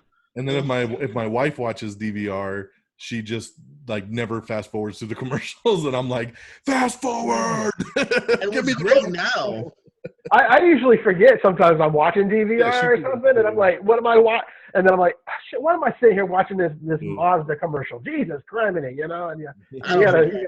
I'm on it. And what's great now about Xfinity is not every show, but some shows now have it bookmarked correctly to where when you watch it later, it literally you just have to hit it. You don't even have to hit play anymore. It'll start right up at the end of the commercial. I'm like, oh, that was so a brilliant feature. Yeah, it's like smart advance. So it puts bookmarks after every commercial break, so you could just hit fast forward and it just stops on its own. I love it, man. I didn't know what it was at first, so I kept doing it myself, and it was weird. And I realized, oh, I see what it's doing there. And yeah, I love it, man. I love that. Whenever a show has it, I'm like, oh, sweet. Just hit it once. You don't have to try to, because otherwise you got to watch it real quick and hit play, and then God forbid you're watching like a dramatic show, and you're like, then the killer is no, hold on, go back. But so I always fast forward on like level 4. So then it's going all really quick, and then you're like, whoa, wait. You got to go back a little bit. You're watching The Masked Singer, and you see the singer on Masked. Shit, no, go back. Oh, man. But yeah, so Peacock's out, kind of, sort of. I'm going to play around with it a little bit more. But yeah, right now it's not thrilling me just because it's everything we've seen already that's been on Netflix half the time until recently. They're not pulling stuff off yet, like other platforms, because that's supposed to be the whole thing, is that it's the only place to see King Queens. It's the only place to see Parks and Rec. It's the only place to see The Office. So it's kind of curious that maybe they're waiting for July. I don't know, but it's funny because I know like Parks and Rec, for example, was like on Hulu and it's on Prime and now it's on Peacock. I'm like, so they need to get their exclusivity going so that you have to get it, Yeah. Right now. When their contracts go, that's when it's happened. It's like what The Office is in 2021 or 2022 or something. Or I think they said it was coming over to the NBC forever. The Peacock. I think it's probably like next year or something like that. Yeah. So. And then, like I mentioned last week or so, like AP Bio is coming back just on Peacock, though. Yeah. So I look forward to that. Like I like AP Bio. Yeah. Yeah, no, I'm with you on that. Definitely, I was happy to see that it's. Because it was canceled. It wasn't just like even though the creator on Twitter was like, "Well, guys, it was a fun run." So that's cool that they're gonna have their life. Hellraiser. Not only is the film still in the works, but HBO has picked up the rights for a TV series, so we may have a lot of Hellraiser coming to the screen. David Gordon Green, who directed the most recent Halloween, doing the next 2 Halloweens. And he's done a lot of dramatic stuff as well. If you look up his filmography, he's set to direct the pilot and as well as maybe other episodes if it gets picked up. So that's interesting. I like Hellraiser. I think it could actually set up for a show. They go, It's just weird that a lot of these are doing shows and movies because I know that they're developing a new Chucky Child's Play show for like Sci-Fi Channel. When they just did that new movie last summer, and then now with Hellraiser. Hellraiser is such a weird property too that it's like, let's do a movie and a TV show, and I'm just surprised about David Gordon Green. Like, I'm excited, but I'm surprised after the whole Halloween thing that he would be like, let me stick in the horror genre with these like classic characters. And it might just be, that's where you get typecasted, now you get director casted, and that's where the paychecks are coming. So it might just be, that, because for a while there, like if you look at his early work, it's super dramatic, like character stuff. And then all of a sudden he started doing like Your Highness and The Sitter, and it was all like comedy shit. And then now all of a sudden it's horror. Like you kind of get, I think, typecasted even when you're a director. So I think he's a good director. Not always his films work out that way. I don't love Your Highness or The Sitter, but Netflix has canceled Turn Up Charlie with Idris Elba after just 1 season. So sorry. I'm against that. I found this a charming show. I thought it was funny. I liked it. And just the thing about it, I mean, it was just a great family. I was getting used to Idris Elba's family that he had in there as well. The kid and him had chemistry. I mean, the whole show had a great promise. Unfortunately, I guess they look at how many people just watch it or whatever. But if you're going to take that long between seasons anyway, you're going to probably have issues. It seems like it's been forever since that first season came out. And it's probably only been less than a year. It's less than a year. I don't even know if it's been 6 months. it was last year it came out, I believe. But that's what I'm saying, though. So it just seems like there's such a gap in how they do some of their shows. You know why there's a gap is because you binge it in like 1 week, and then you have to wait a whole year to see it instead of being a regular TV show that takes you 6 months. Are you saying I'm guilty of binge watching? We're spoiled. exactly what it is. Hold on, hey, for the Normal record, TV would have taken us months to watch these shows, but you binge it in one weekend and then go, I gotta wait a year. hold on. For the record, just in this instance, Dutch is right. It debuted March of 2019, so it's been over a year. Yeah. It's been barely a year. But yeah, but It's I'm been just, over a year. but You said not even 6 months.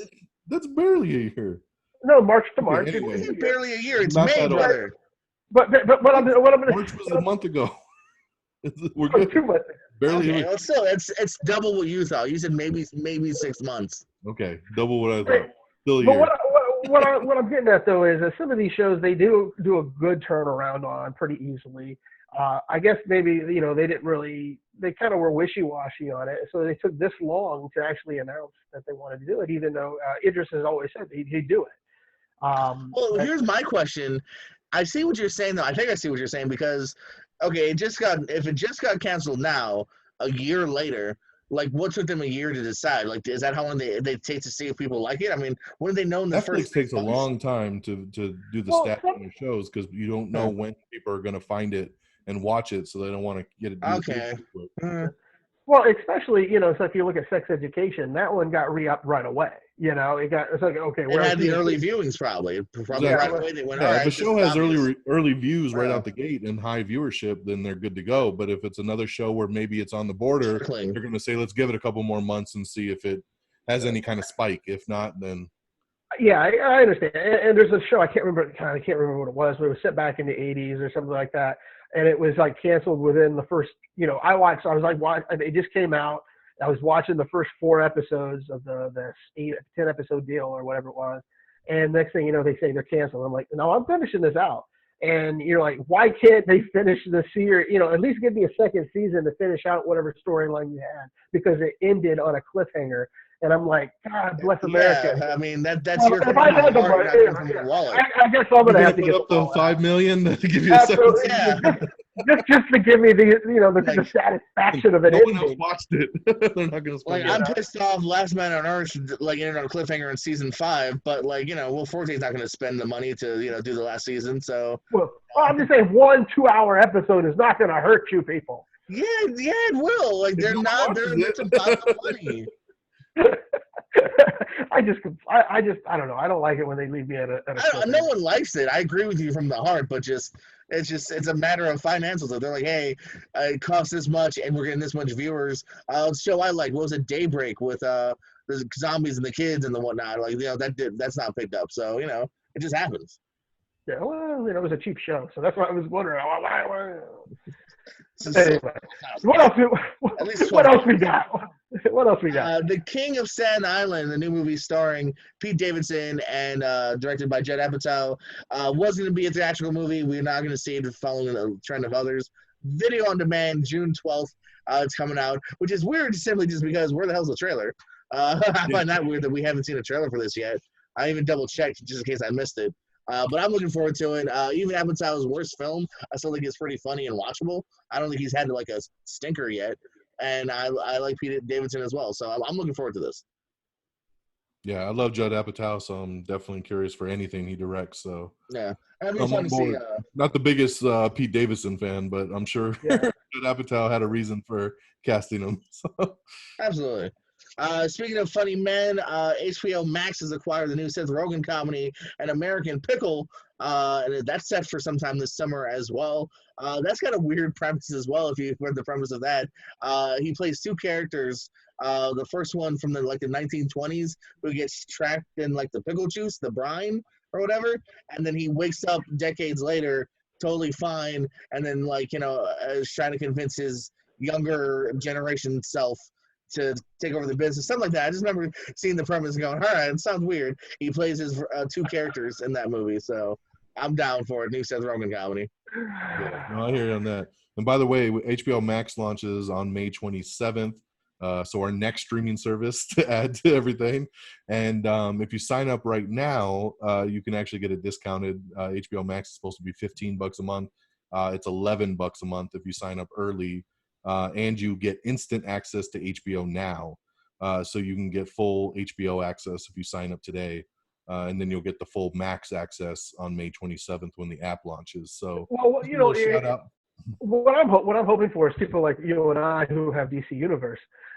We get somehow roped into that because it's the same platform. What's going to happen is they're going to use their WB stuff up there, and like for their films. But will they? I've heard talks. I don't know. They say they may or may not bring it together. Because it's all streaming at this moment. Yeah, right now they're keeping it separately. But like some of the stuff they're doing on HBO Max, like Doom Patrol season 2, like Stargirl, like some of the newer stuff they're doing is going to be on HBO Max. So it's kind of like, well, why do I have this your exclusive content that was supposed to be on DC Universe? So yeah, that's what I've been complaining about. You would think they would fold DC Universe and just make it like a subcategory in HBO Max, and maybe they will one day. But I think they're slowly starting that transition already because there's a lot of new DC projects that HBO Max is doing, like Justice League Dark. They're doing a Green Lantern show. Like, why not DC Universe? and they're in talks for like another Booster Gold item. So I'm like, for the love of Pete, you're giving I've subscribed. You've subscribed on to this network that we're supposed to be given all this promise, and then you don't give it to us. You're just giving it to your sister. I'm sorry, but this is the network we all wanted. But now you're just giving it away to for a higher dollar. If anything, merge the two systems together, and say, okay, for you guys, since you've already paid for the annual, you get to finish out the rest of the year or whatever it is as a HBO Max, and then you'll have to go figure out how to pay for it if you want to. But what really makes HBO Max kind of worth it when you look at the big picture is the fact that HBO is included, because HBO is a $15 subscription by itself. So basically you're getting the Max side of it for free and you're just paying for HBO now. So kind of cool. I like that you get full access to the whole HBO library on top of all the originals and then all the other stuff they bought the rights to. Don't forget Friends. They're going to have all Big Bang Theory. They're going to have all South Park. They're going to have everything, all these other shows that they bought the rights to, Friends, all these different things that you can only watch it on HBO Max. So pretty interesting. And we can finally re-binge Entourage. Oh, yeah. I used to like that show. I just lost my taste for that reason. I've seen it a couple times over. Olivia Wilde, the director of Booksmart, is setting up her new film. Got a great cast so far. It's called Don't Worry, Darling, and she's casted Florence Pugh, Shia LaBeouf, and Chris Pine. So that's a great little cast to set up for that one. Scary Stories to Tell in the Dark, the sequel is a go, so we will see a follow-up to that one. Not bad. I thought it was actually better than what I thought it would be to a degree. Here's some sad news that I know all three of us are about to be really bummed for. Lionsgate has announced some of its delays. Brace yourself, fellas. I don't know if you're sitting down. John Wick 4, scheduled for May 21st, 2021, has now been pushed back to May 27th. Not bad, only a week later of 2022. It's going to be over 2 years before we see John Wick having some fools. When I first read that, too, I actually didn't make the mistake of going, oh, it's a week. Who gives a shit? And then went, oh, shit, it's 2022. So I know I'm a fan of that franchise. So it's going to be a while, fellas. To me, okay. We talked about that on the last time I was on with you guys about that was my biggest frustration is not only the delays, but these year delays. Because Paramount did their releases and John Wick and a bunch of other ones. I mean, that new Saw movie with Chris Rock, Spiral, that's also pushed back an entire year. I'm like, this movie was supposed to come out in like 2 weeks. Like, why are we pushing it back a year? It doesn't make any sense. Book of Saw was scheduled for May 15th. We're going to see it in 2 weeks, May 21st. Now, it actually took the old John Wick spot of 2021. So that's another one. And then also, real quick, then we can talk more. Hitman's Wife's Bodyguard, the sequel to the year. Ryan Reynolds, Samuel Jackson. Hey, Samuel Jackson twice. Salma Hayek. August 20th of this year is when we're supposed to see it. It is now August 28th of 2021. So, yeah, not just a few months, not like let's try the fall, let's try the beginning of the year, let's try next, just literally a year later. Okay. This is going to get a little tiny bit of a rant, but this is the reason why we don't need theaters. Okay, we don't. I'm getting to this point where I'm agreeing with Universal and putting stuff out there for me to watch at home on VOD because I will watch a John Wick at home. Okay, I will pay whatever money you want to give me to watch a John Wick at its regular scheduled time. I don't like to wait 2 years to watch a movie. Because it's already been done. It's just probably finishing up with a few things here and there, but it's technically been shot. They haven't started filming John Wick, by the way. Well, I don't. I just want it now. I'm just so wanting this film. But yeah, it's a valid point for the movies that are shot and in the can, but they haven't made John Wick yet. Yeah, but Spiral is done. Yes. It's completely done. It could go right to VOD. We could all be happy, and it can make it $75 million. Yeah, John Wick to me is a theater movie, but yeah, I would say Spiral and Him and His Wife. I wouldn't. That could be VOD, and I think we'd spend the money, and it would make as much. I don't know. I would think. Well, if you look at look at Trolls. Look at Trolls. It made what, $77 million or something like that. They were also the first to jump on that bandwagon too, though. So, but they were the first release, so a real release. I mean, the other ones were they were cherry picked because they were already out in theaters and they put them out there. But this one was the real full release. So you could see something like Spiral make a lot of money because people are hungry for entertainment. I told you when sports goes live. Golf will be probably the first one, and it's going to have like the biggest ratings you've ever seen in your life because people want to see new stuff. People want to watch more, activities. Only if Happy Gilmore's playing. Well, if it was a first run film, it'd be great. It'd be great. But I just don't know. I know you're probably going to talk about AMC and Universal having their fights, and along with Regal, maybe Cinemark and whatnot, but. I just find that we don't need any. The theaters need the studios more than the studios need them. I think. So, what else you got for me, bud? Well, Don, I know you're a big Blu-ray DVD fan. So, if you're looking to get a Blu-ray DVD in a couple days on the 5th, or rentals, some of the movies have been out for a big price. Now they're coming out for rentals and whatnot. You got Bloodshot, The Lodge, Gretel and Hansel, Arkansas, Rhythm Section, Jesus Rolls, Greed, I Still Believe, and Doctor Who Season 12 for all you VHS collectors out there. Yeah. All movies that have been on VOD for months. I'm glad they're finally hitting disc. Welcome. Yes. Well, Arkansas and Greed, I think, is the first time we're seeing them. Finally, last bit of news that I have, do a bit of a wait, hold on. I was looking at Olivia Wilde earlier. Let's go over here. Sam Lloyd here, unfortunately, passed away at the age of 56. I believe in an operable brain tumor that he found out about last January, and that was only weeks after he found out that him and his wife were pregnant. So he has a newborn at home as well. Great character actor. If you're a fan of Scrubs, which I know me and Dutch are, he was Ted the lawyer. From the pilot all the way until the series finale, he was a great recurring character in many episodes of the series. He was very funny on Seinfeld. He's the guy that gives Elaine a TV guide as a gift. He's in that episode. He was in Flubber, Galaxy Quest. I believe he's one of the aliens here. If you saw Scrubs 2 in the acapella group that was in Scrubs, that's legitimately his acapella group. And just a great character actor that unfortunately we lost this week here. Dutch, I know you're a fan of Scrubs as well. Yeah, it breaks your heart. Like you said, though, he just had a child just recently. And he had a slight remission, but not much of a remission. But it just finally took him, and it's a shame. Such a great character actor, as you said. Just made me laugh anytime he would take, Ted would be, on screen, and just the way he always got pushed around and always had that, it's like I think there was a scene, I'm trying to remember, it's like, I think Zach Braff and somebody were talking to him or something about, why are you throwing rocks at old people or something like that. He goes, why should they be happy? Wait, did we lose? Don, do you hear him? I don't hear him.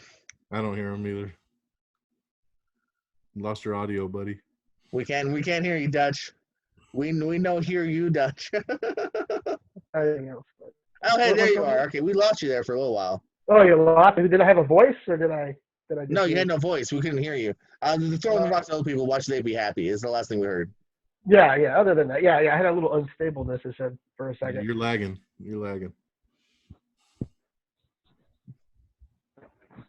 No, I'm not. Anyway, go ahead. Finish this up. We're good. I'm good.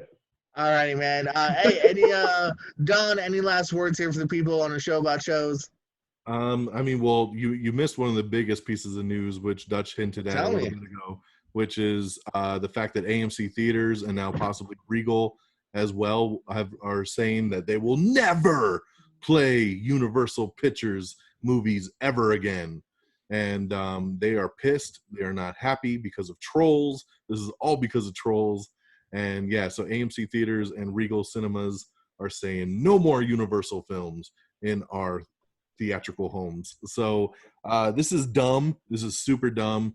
I know that they're trying to prove a point. You know, we talked about it when this all first started going down, that when Trolls was announced by Universal Pictures that they were going to go straight to VOD, the movie theater houses said, "We will never forget this," and and that's what happened here.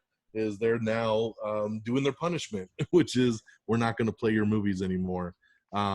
Which is just dumb because Universal does a lot of big movies and they make them a lot of money.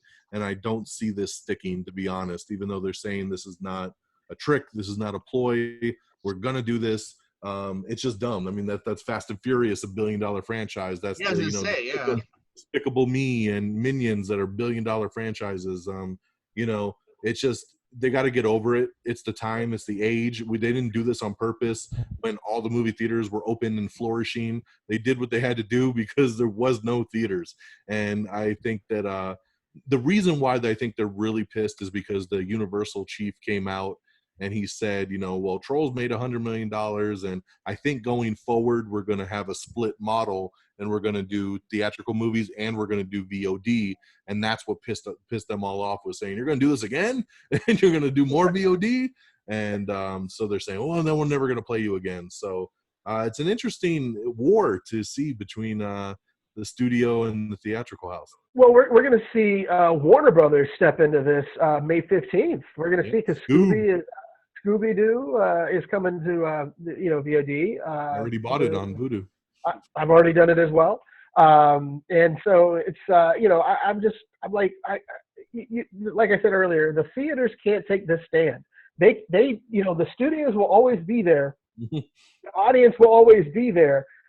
Theaters may never be there after a while because people will just walk away from them, because our home systems are as good as, if better, sometimes, than the big house. But I love theater. Don't get me wrong. I love going to the movies like everyone else on this podcast, at least.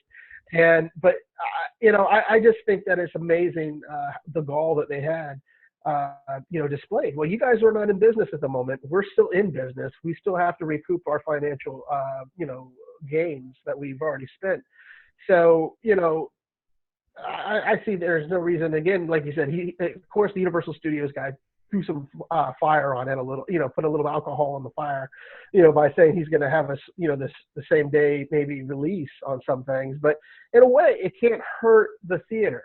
Like for a small film, it may not hurt it. It might expand it. You could put a small boutique film in a theater and do VOD at the same time, and it might do well. It might do better than what it was if it was just in the theater alone. So, maybe you got to balance it somehow. There's going to be a balance somewhere. We'll find out. Yeah, at first glance, this just sounds petty. It just sounds like, oh, you went and made money without us. Well, screw you. Like Don said, man, it's not like this was them like in the middle of a great, season going, oh, we're just gonna do VOD. Screw you guys. Like they made a decision they had to make to a large degree. So, I mean, I don't know. Like you said, maybe it was more of the recent announcement that hey, we kind of like this model. Maybe we'll continue doing it here and there. That's what really pissed them off. So. Like you said, though, man, I mean, at the end of the day, it's about making money, and I can't see them being like, yeah, we don't want the new Fast and Furious or the new Tom Cruise, whatever, blah, blah, blah. So, I don't know. I don't know how long it's going to last. So, that's an odd one. It's craziness, man. So, anything else you got for us, Jordan? No. How about you, Mega? No, that's the main thing. I mean, you touched upon a lot. I mean, all the news that Jordan read is available on Am I on the Air? So check out I went from other sources as well. I start with you, though. Yes. But everything you talked about is something I've covered on Am I on the Air? So, well, Don, you're going to probably be happy about this. Jordan, you as well. I don't know. Something just popped up on my phone. I don't know if it's the validity of this or not, but Becky Lynch has been cast in a Marvel film.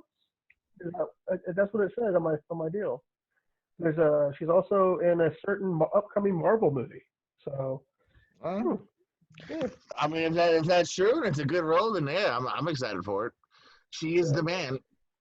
yeah. So anyway, I know she's going to be in the Billions television show. So this You year, gonna be but on yeah, Billion? yeah, she's got booked for Billions as well. She's going to be like Roman Reigns. Yeah, those two are going to probably leave the company to do some films like John Cena. Calm Yeah. down, man. Let Roman get some damn lines first, then we'll talk about that. Like, Well, it's not like he's done much. well, Roman's got a few films coming up as well down the pike. It looks like. So it's gonna be Hey, interesting. man. Today we did the top 10 The Rock films. Who knows? In a few years, we might be doing the top 10 Becky Lynch films. Yeah, we got we're not close to doing top 10 John Cena yet, are we? We probably could, actually. There might be 10. Yeah, there could be. I don't Possible. I know. don't know yet. Let's I Not think release yet. so, Yeah. that. man. A couple more years, it'll be okay. I say next week. I haven't don't see seen it anything happening. yet on a quick glance on the Becky thing, so It just we'll popped hold up up on. on that news. Yeah, yeah. I don't know. Like I said, I don't know how valid the news is, but this is it. I Just have 2 fact checks that I run to when I hear stuff, and it just popped up on my phone right here about her. So On what, though? On what site? What are you looking at? Wrestle World. I don't know. Wrestling something. Okay, WrestlingNews.co. Yeah, I don't know what that is, but it just popped up on my phone. But she is on Billions. Good I can tell you searching your facts, Dutch. Something that. popped No, up. I reported it it. just popped up. I thought I did not know its validity. I true, did say true. that. I just got Thanks something for on the my phone caveat. from a Nigerian prince that says if we pull our money together, We can have our own show in Dubai. Is that what you're trying to yeah, say? yeah. So Oh, Vince well, won't come this year, so we can go to Saudi. I don't really wanna. They kill people. Anyway, that's it for the show. I'm thinking we can't go on a better note than that. Um, I'm Dutch McAllister, along with our guest down there. Yeah, I don't care about you, Jordan, because we have a guest. I got to say thank you to Don Mega from I Am on the Air podcast. Or am I on the air? Dear Am I? God, I can't read. You I can't just miss can't. it. I can't read it. I Ah, do My this head messed it every up. week, Don. Every week, this guy with the names. I mean, it's above you for the last 2 hours. Come on. shit. Thanks for the Okay. kind plug. Am I on the air.com. Am I on the air is the podcast. Check it out every Monday. New episodes drop. This little news segment you heard tonight on the show is pretty much what my podcast is for about 45 minutes or so. So check it out and get caught up with all the latest and greatest in the world of entertainment news, television, movies, and more. So Am I on the Air and all your available podcast forms. Check it out, y'all. Follow on Twitter at Am I on the Air and me at DX Don Mega. Well, you heard the man, the myth, the legend, Don Mega from JPO, Dutch, and Don. You guys for checking out his show about shows. And hey, go check out some shows, why don't you? Have a good day. Ladies and gentlemen, The Blanks featuring Sam Lloyd, Somewhere Over the Rainbow.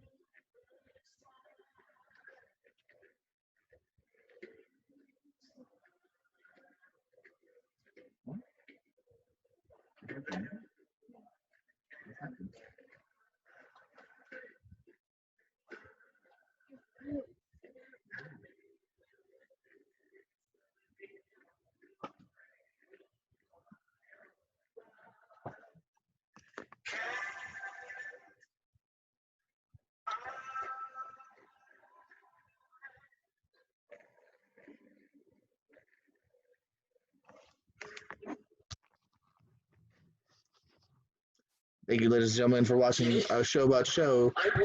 Stop YouTube. Stop now. Thank you. Good night.